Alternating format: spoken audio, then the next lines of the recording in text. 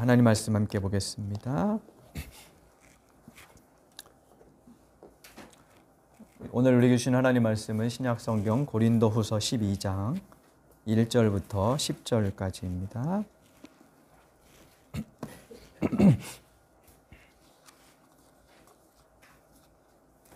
고린도서 12장 1절부터 10절 하나님 말씀을 한 절씩 교독하겠습니다.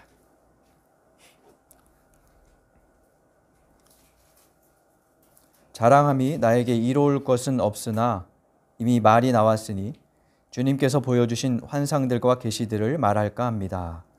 나는 그리스도를 믿는 사람 하나를 알고 있습니다. 그는 14년 전에 셋째 하늘에까지 끌려 올라갔습니다. 그때 그가 몸 안에 있었는지 몸 밖에 있었는지 나는 알지 못하지만 하나님께서는 아십니다. 나는 이 사람을 압니다. 그가 몸을 입은 채 그렇게 했는지 몸을 떠나서 그렇게 했는지를 나는 알지 못하지만 하나님께서는 아십니다.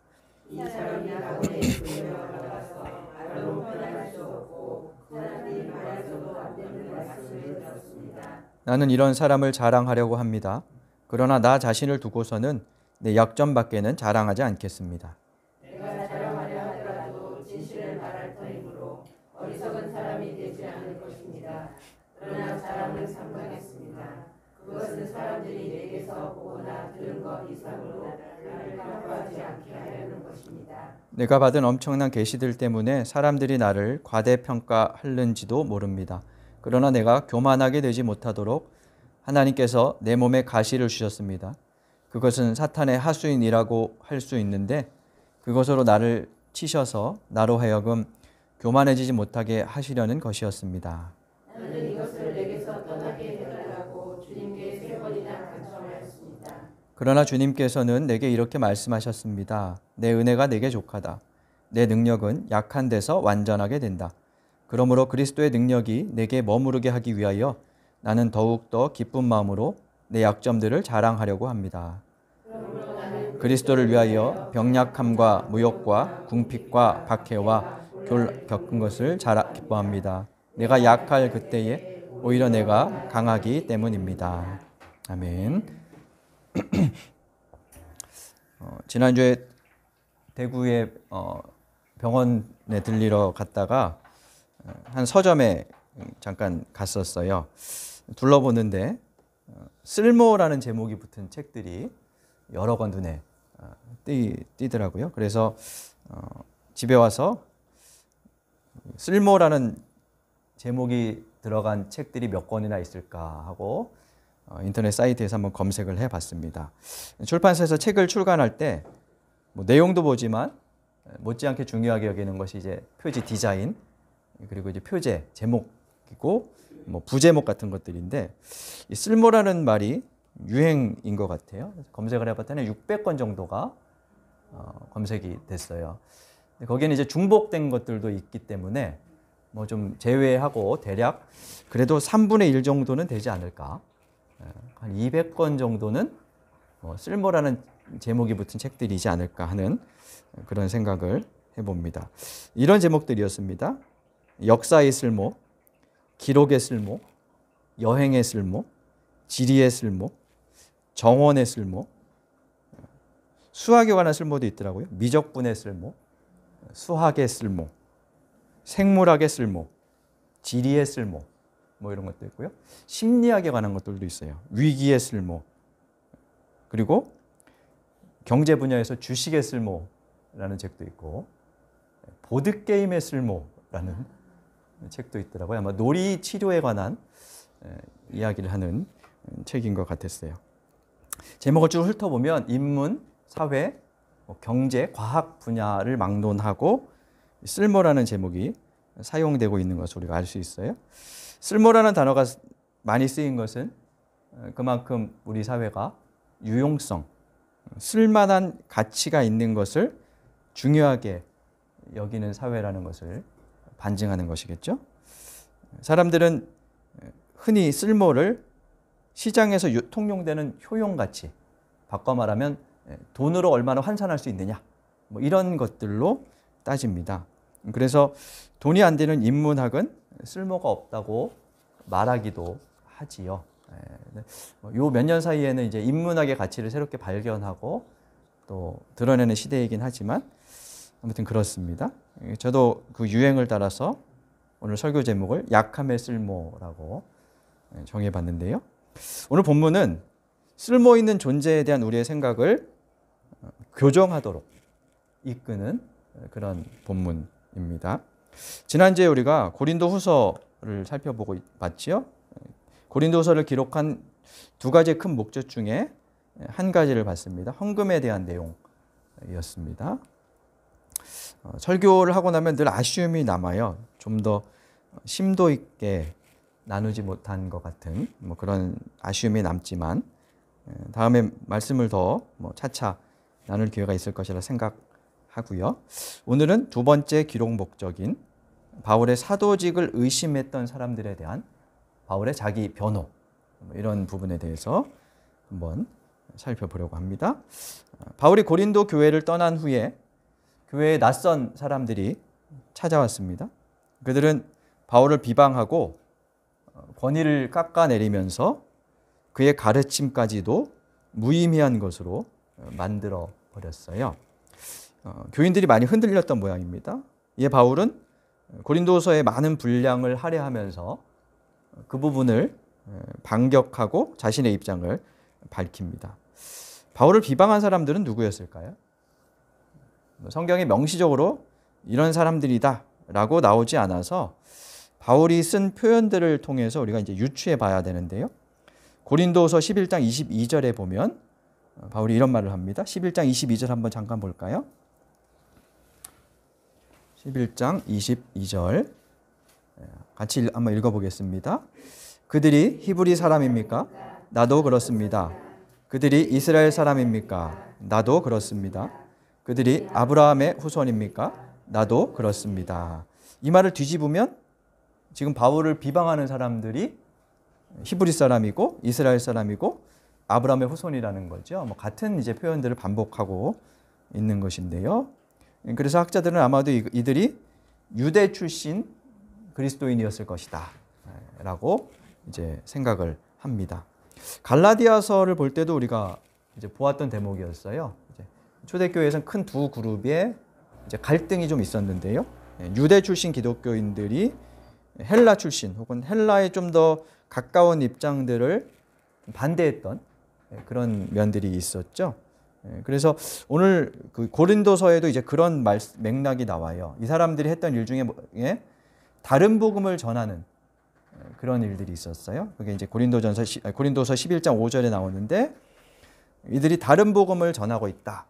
이런 식으로 바울은 표현하고 있습니다. 그리고 또 다른 표현들을 보면 거물급 사도, 우두머리 사도들 혹은 거짓 사도 이런 언급들을 하는 것을 볼 수 있습니다. 거물급 사도, 우두머리 사도 하면 여러분 어떤 이름들이 이렇게 좀 떠오르세요? 예수님의 12사도 중에 베드로나 요한이나 이런 사람들을 보통 우리가 이제 거물급 이렇게 이제 추정을 하는데 그 사람들은 아니었을 것 같아요. 근데 이제 학자들은 아무튼 이제 바울이 예루살렘으로부터 많이 배척을 받거나 공격을 받았을 것이다라고 추정을 하긴 해요. 그 구체적인 이제 그룹이 어떤 사람들이었는지는 알 수 없지만 그래도 적어도 베드로나 요한 같은 사람은 아니었을 거고요. 그러면 아마 그들을 빙자하거나 그들의 권위에 의지했던 그런 사람들이었을 것으로 그렇게 생각을 해볼 수 있어요. 이들은 자신들의 겉모습 그리고 육신의 일을 자랑했습니다. 5장 12절에 보면 속은 그렇지 않은데 겉모습을 자랑한다 이렇게 표현하고 있고요. 11장 18절에도 보면 외모를 자랑하고 있다 이런 식으로 말씀하는 것을 볼 수 있습니다. 그렇게 함으로써 그들이 얻었던 것은 고린도 교인들을 조종하는 것이었어요. 11장 20절을 우리 한번 좀 같이 볼까요? 11장 20절 함께 읽겠습니다. 누가 여러분을 종으로 부려도 누가 여러분을 잡아먹어도 누가 여러분을 골려도 누가 여러분을 얕보아도 누가 여러분의 뺨을 때려도 여러분은 가만히 있습니다. 무슨 말일까요?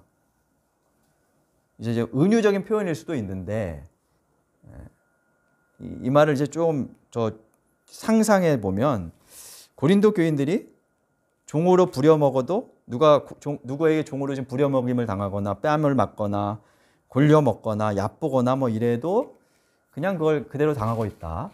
이런 말이죠. 그러니까 바꿔 말하면 누군가가 이들을 조종하고 있다는 그런 의미로 생각을 해 볼 수 있습니다. 거짓 사도들에게 놀아났다는 거죠. 요즘으로 치면 가스라이팅 당하면서 어리석게 당하고만 있다. 뭐 이렇게 생각을 해 볼 수 있습니다.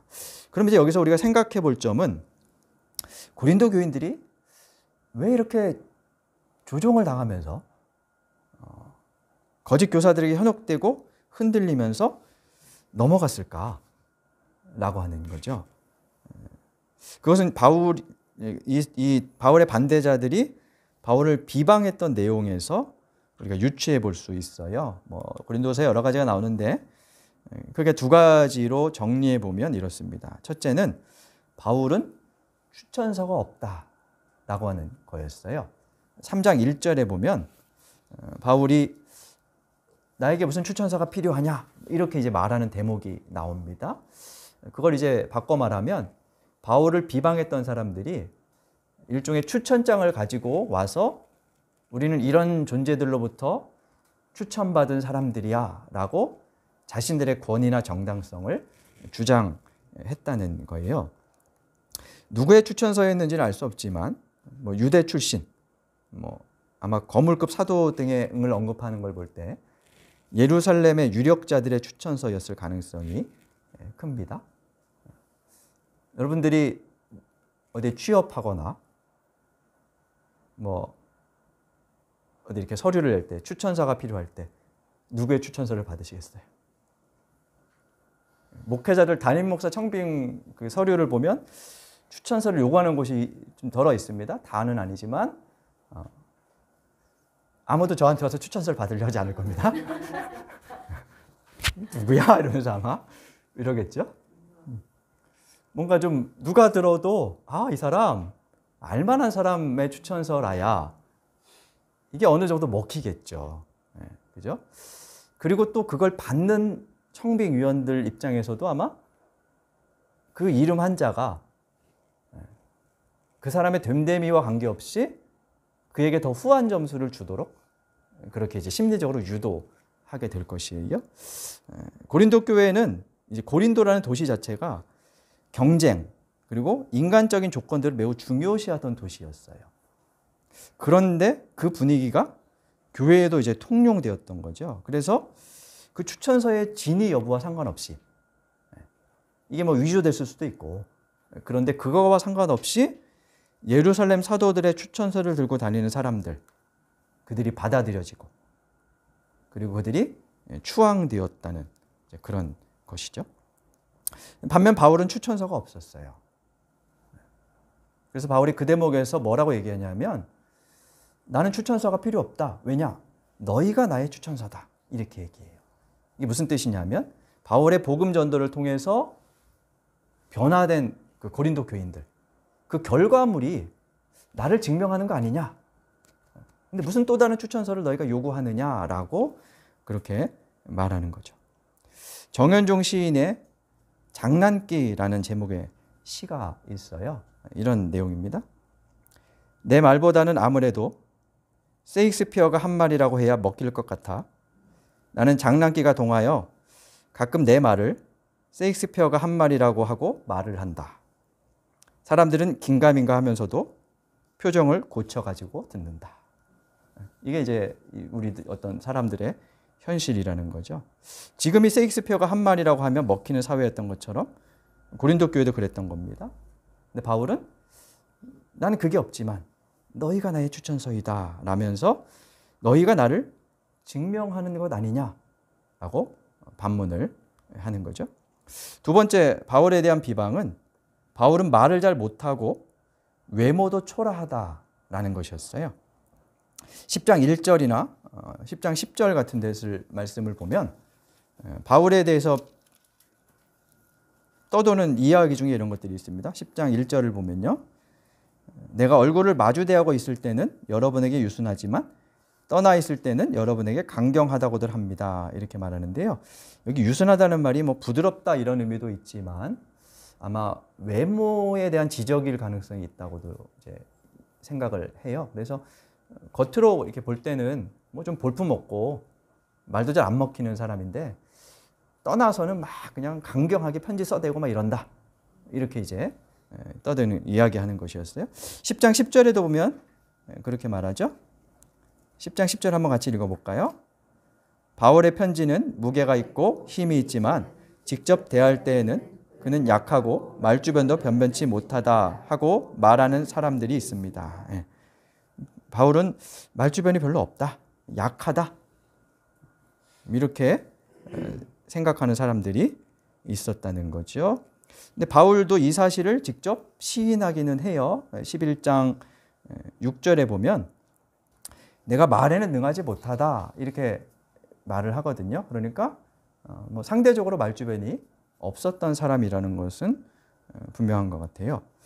그는 보잘것없고 남들이 보기에 그렇게 인상적이지 못한 외모를 가지고 있었던 모양입니다. 지금 바울의 생김새가 어땠는지는 전해지지 않지만 아마 이런 말들을 바울이 어느 정도 수긍하는 걸 보면 그렇게 뭐 뛰어난 풍채를 가진 외모를 가진 사람은 아니었던 것 같아요. 근데 이 헬라 사회는 그리스 사회는 육체적인 아름다움, 그 여유 있는 삶과 외모 이걸 중요하게 여기는 사회였어요. 그래서 조각상 같은 것을 보면 아주 비율이 좋은 뭐 남녀를 불문하고 그렇게 돼 있죠. 그게 완전한 인간의 모습이다라는 의식이 이 그리스 문화에 있었어요. 반면에 불완전한 것 그리고 육체 노동은 멸시하는 풍조가 있었습니다. 바울은 외모도 그렇고요. 그리고 스스로 일을 하면서 사역을 하는 사람이었어요. 그래서 거짓 사도들의 입장에서 볼 때는 저 사람은 외모도 볼품 없는 데다가 그리고 남들한테 후원도 못 받으니까 혼자 저렇게 열심히 일하면서 사는 거 아니냐 이렇게 공격을 받았던 거죠. 그래서 바울은 나는 말에는 능하지 못하지만 지식에는 그렇지 않다라면서 자신을 변호해요. 말주변도 별로 없어서 아마 대중연설도 잘 못했던 것 같아요. 근데 이 헬라 시대, 그리스 시대에는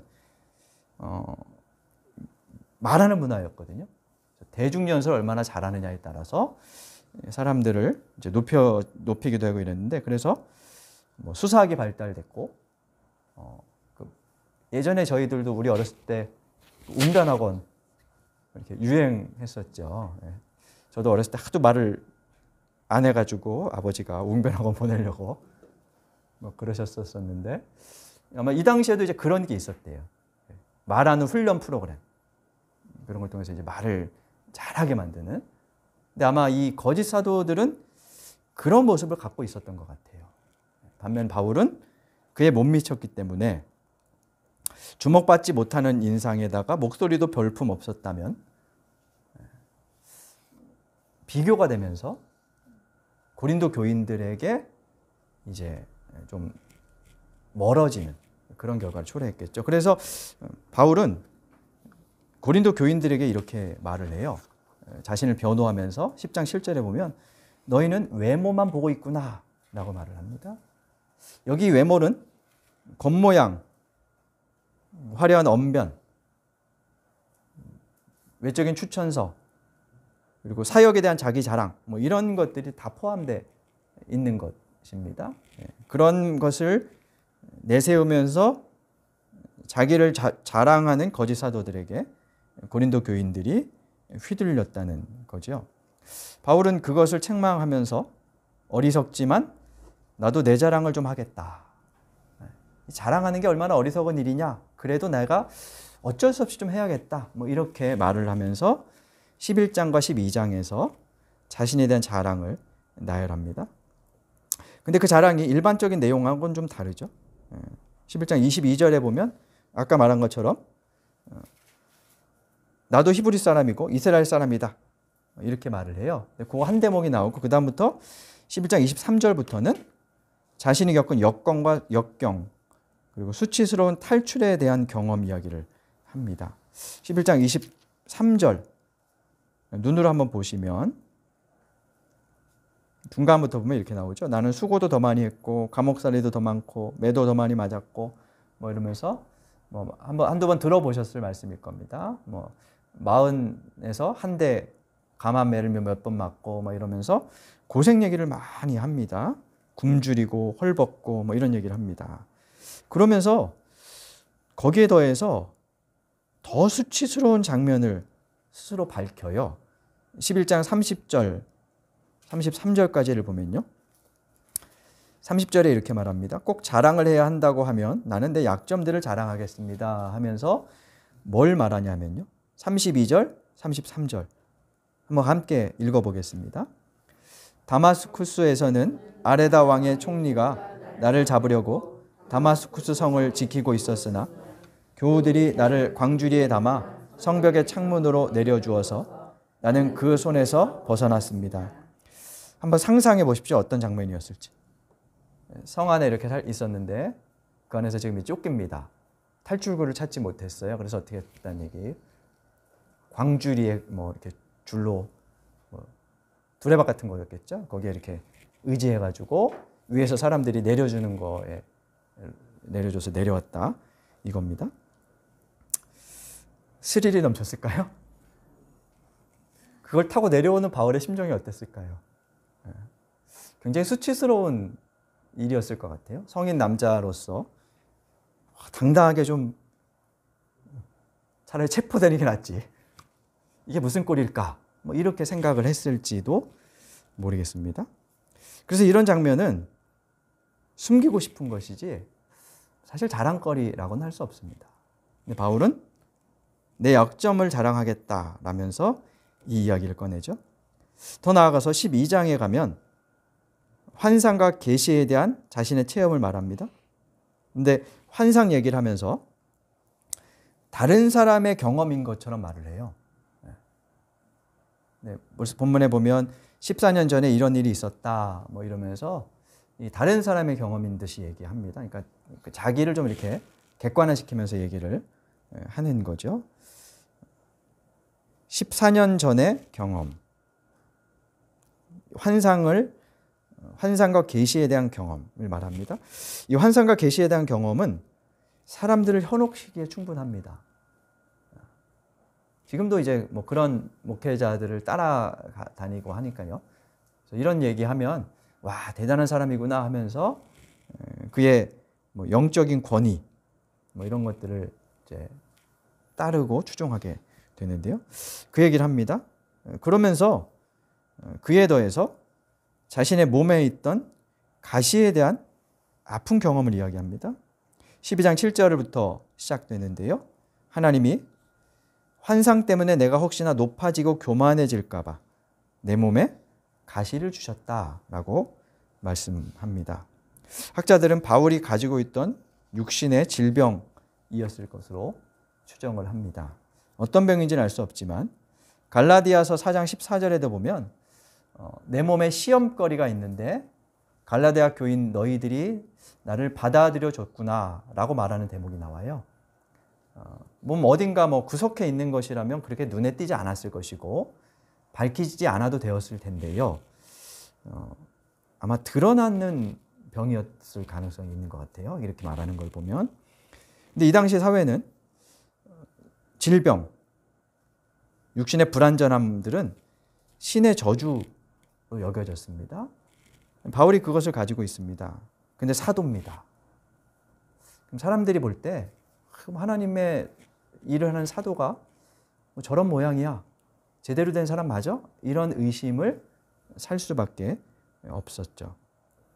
그래서 실제로 바울의 활동은 아마 어느 정도 제약을 받기도 했을 것입니다. 그래서 바울도 그 병을 고쳐달라고 하나님께 기도하죠. 3번에 걸쳐 간청했다. 오늘 본문은 그렇게 말하는데요. 하나님은 병을 고쳐주시는 대신에 이렇게 말씀하셨습니다. 12장 9절 함께 읽어보겠습니다. 그러나 주님께서는 내게 이렇게 말씀하셨습니다. 내 은혜가 내게 족하다. 내 능력은 약한 데서 완전하게 된다. 그러므로 그리스도의 능력이 내게 머무르게 하기 위하여 나는 더욱더 기쁜 마음으로 내 약점들을 자랑하려고 합니다. 하나님께서 문제를 해결해 주시진 않았지만 그 몸의 가시의 의미를 새롭게 해석해 주셨습니다. 찬양 가사로 잘 알려진 유명한 구절인데요. 표면적으로 기도가 응답되지 않았습니다. 그래서 바울의 기도는 실패한 것처럼 보일 수 있습니다. 문제 해결을 기대했으나 기도 응답이 그렇게 이루어지진 않았지만 하나님은 더 중요한 가치, 하나님의 원리를 말씀하십니다.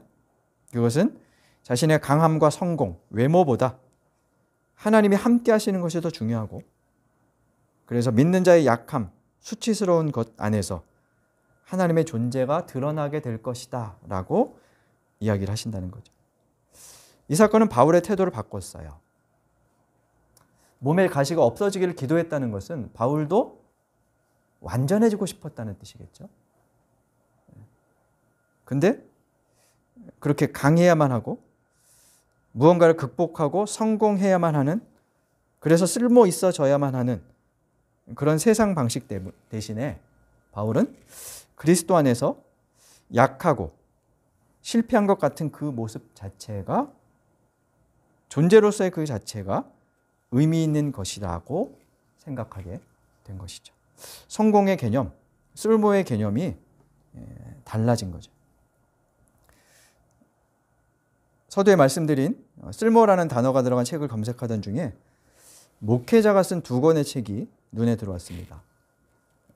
제목만 이제 본 거라 사실 내용은 다른 것들을 보면서 좀 유추해 봤는데요. 하나는 소예언서의 쓸모라는 제목이었어요.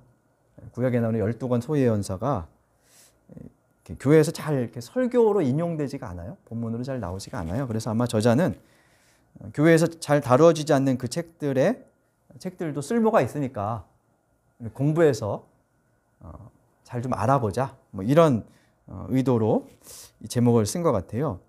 근데 표지 위쪽에 쓰여진 소제목이 약간 거슬렸어요. 무슨 내용이냐면 쓸모 있는 하나님의 사람이 되려는 그대에게 라는 문구였어요. 우리가 통상 많이 쓰는 말입니다만 제가 이 표현이 좀 거슬렸던 이유는 뒤집어 생각하면 우리 중에 어떤 사람은 하나님께 쓸모없는 자녀인가? 라는 의문이었습니다. 그래서 교회에서 보통 우리도 하나님께 쓸모있는 사람이 되자, 그렇게 훈련받고 그렇게 살자 라는 말을 합니다. 크게는 소명을 발견해서 그 소명을 따라 살라는 의미인데요. 이게 이제 구체적으로 적용될 때는 결국엔 열심히 일하자, 뭐 이런 쪽으로 이제 적용될 가능성이 커요. 그리고 세상의 가치가 유입되면 쓸모 있는 것은 결국 뭔가 좀 더 성공해서, 그래서 하나님께 쓸모 있는 사람이 되어야 한다, 뭐 이런 식의 이제 사상들이 유입될 가능성이, 함께 들어갈 가능성이 크죠. 그래서 약간 불편했어요. 저에게 3명의 자녀가 있는데 그중에 쓸모없는 아이는 없거든요. 하나님께서 하나님의 자녀들을 누구는 쓸모있는 존재, 누구는 쓸모없는 존재로 그렇게 나누실까? 라고 하는 근본적인 의문이 들었던 거죠.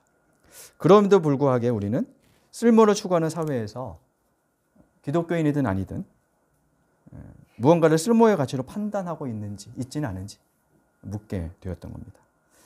반면에 호기심을 자극하는 제목도 있었는데요. 강원도 춘천에서 목회하는 감리교 목회자의 책이었어요.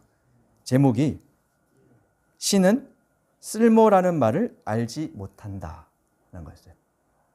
신은 쓸모라는 말을 알지 못한다.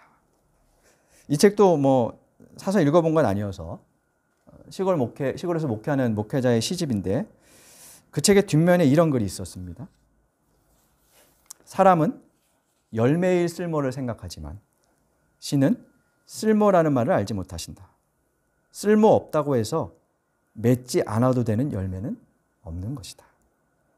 감리교 인터넷 신문에 이 책을 소개한 대목이 있습니다. 이런 내용이었습니다. 지금까지 우리는 효용 만능의 세상을 살아왔고 심지어 신 앞에서도 자신의 효용 가치를 증명하기 위해 치열하게 살아왔다 해도 과언이 아닐 것이다. 저자가 믿는 신은 효용 가치가 아니라 존재 그 자체로 받으시는 분이다. 지금까지 쓸모로 자신의 가치를, 인간의 가치를 증명하며 살려 했던 이들, 그런 세상의 치열함에 지치고 넘어진 인생들에게 그분은 얼마나 매력적인 분이신가. 요즘 교회, 성도들, 그리고 목회자들은 무엇을 내세우고 자랑할까요? 사회에서도 교회에서도 쓸모 있는 사람, 쓸모 있는 교인이 되어야 한다고 능력과 성과, 성공을 내세우며 존재를 증명하려 합니다. 단임 목회 청빙을 지원하는 목회자들도 그래서 저마다 내가 교회를 부흥시킬 수 있는 적임자다라며 자신의 쓸모를 증명하기 위해 노력하죠.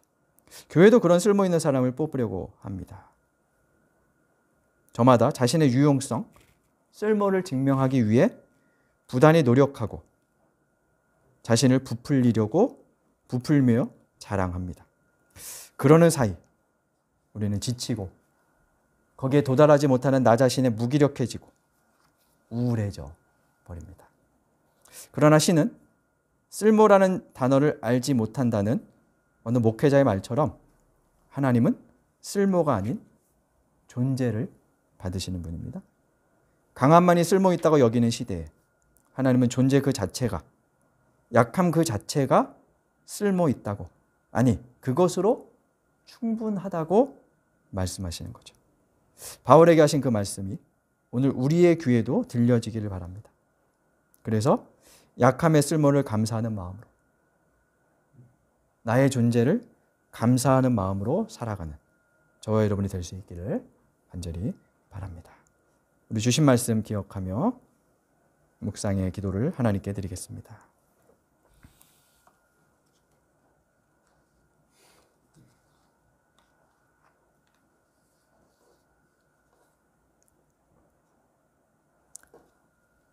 하나님, 내 은혜가 내게 족하다 말씀하신 것처럼 우리는 이미 충분히 받았습니다. 우리의 존재 자체가 이미 충분한 하나님의 은혜입니다. 그 사실을 기억하며 약함의 쓸모에 감사하고 존재 자체를 기뻐하며 살아가는 저희가 되게 하여 주옵소서. 예수님 이름으로 기도드립니다. 아멘.